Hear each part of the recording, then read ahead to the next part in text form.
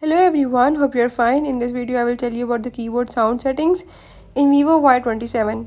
So if in keyboard you want to do the sound settings or you want to on off the keyboard settings, I will tell you how to do it. I will show you all the steps in this video. You have to follow them and by the end of the video you will be able to fix it. Now let's watch the video and learn it.